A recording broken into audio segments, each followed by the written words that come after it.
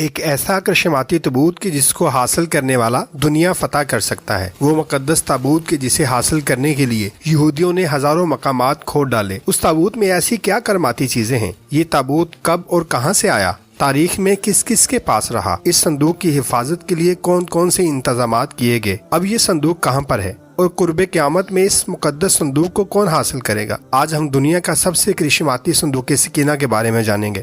ناظرین کرامی، تاریخ انسانی میں قدس ایک واحد شہر ہے جو دنیا میں موجود 3 سب سے بڑے مذاہب یعنی مسلمان، عیسائی اور یہودیوں کے لیے مذہبی لحاظ سے بہت ہی اہمیت کا حامل ہے۔ اس شہر کی تاریخ ہزاروں سال پرانی ہے۔ اس شہر پر کئی مرتبہ حملے بھی ہوئے جس کے دوران یہودی در بدر ہو کر رہ گئے۔ آج بھی ماہر آثار قدیمہ ان قدیم کھنڈرات میں موجود وہ عمارتیں تلاش کرنے کی کوششیں کر رہے ہیں جو اس شہر کے اجڑنے کے دوران نظروں سے اوجھل ہو گئی تھیں۔ پہلی بار یہ شہر حضرت داؤد علیہ السلام کے دور میں تعمیر ہوا۔ یہی وہ پہلے پیغمبر ہیں کہ جن کو بنی اسرائیل کی پہلی بادشاہت ملی۔ آپ کو بادشاہت ملنے سے ہزاروں سال قبل وہ دور تھا کہ جب اسرائیل سے فلسطین کے بہت سارے علاقے چھینے جا چکے تھے۔ اس وقت بنی اسرائیل کے حکمران حضرت شموئیل علیہ السلام تھے جو کہ بڑے بوڑھے ہو چکے تھے، لہٰذا بنی اسرائیل نے رب العزت سے بنی اسرائیل کے لیے نئے حاکم کی دعا مانگی۔ یوں اللہ تبارک و تعالیٰ کے حکم کے مطابق حضرت شموئیل علیہ السلام نے 30 سالہ طالوت کو ان پر بادشاہ مقرر کرنا چاہا، مگر بنی اسرائیل نے ان کو بادشاہ تسلیم کرنے سے صاف انکار کر دیا اور شرط رکھی کہ جب تک صندوق سکینہ ان کے حوالے نہ کیا جائے گا وہ طالوت کی حکمرانی کو تسلیم نہیں کریں گے۔ ناظرین کرامی، یہ صندوق سکینہ کیا تھا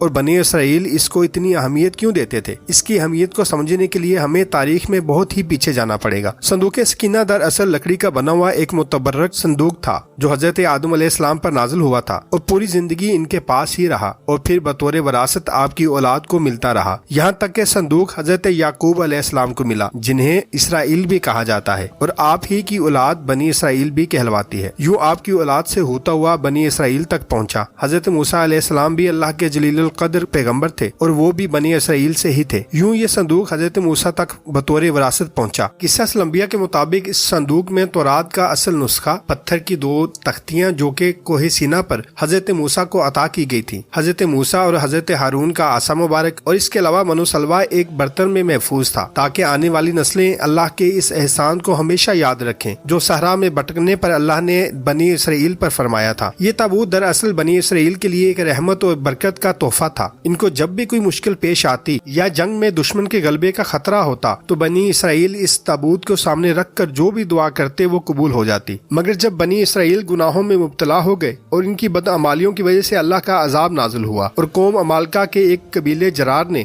اسرائیل پر حملہ کر کے چھوٹی بڑی بستیوں کو تہس نہس کر دیا اور جاتے ہوئے تابوت سکینہ کو بھی اپنے ساتھ لے گئے اور اس مقدس صندوق کو کوڑے کے ڈھیر پر پھینک دیا۔ اس بے ادبی پر اللہ نے قوم عمالقہ پر بھی اپنا عذاب نازل کیا، یہاں تک کہ طرح طرح کی بیماریوں کا شکار قوم عمالقہ کے 5 شہر دیکھتے ہی دیکھتے ویران ہو گئے۔ لہٰذا ان کو سمجھ میں آ گیا کہ یہ جو کچھ بھی ہو رہا ہے وہ دراصل اللہ کا عذاب ہے جو مقدس صندوق کی بے حرمتی کرنے کے سبب ان پر نازل ہوا ہے۔ لہٰذا انہوں نے فوراً اس صندوق کو تلاش کر کے بیل گاڑی پر ڈالا اور اسے بنی اسرائیل کی طرف روانہ کر دیا۔ اللہ پاک نے 4 فرشتوں کو بھیجا جنہوں نے اس مبارک صندوق کو اٹھا کر حضرت شموئیل علیہ السلام کی خدمت میں پیش کر دیا۔ یوں حضرت شموئیل علیہ السلام نے وہ صندوق بنی اسرائیل کے حوالے کر دیا اور شرط کے مطابق یعنی صندوق سکینہ کی واپسی پر بنی اسرائیل نے طالوت کو اپنا بادشاہ تسلیم کر لیا۔ حضرت داؤد علیہ السلام نے طالوت کے لشکر میں کم عمری میں شمولیت اختیار کی۔ اس وقت کے دشمن فلسطینیوں کے سپہ سالار جالوت نے اسرائیلیوں کو مقابلے کی دعوت دی، مگر پورے اسرائیل سے کسی میں بھی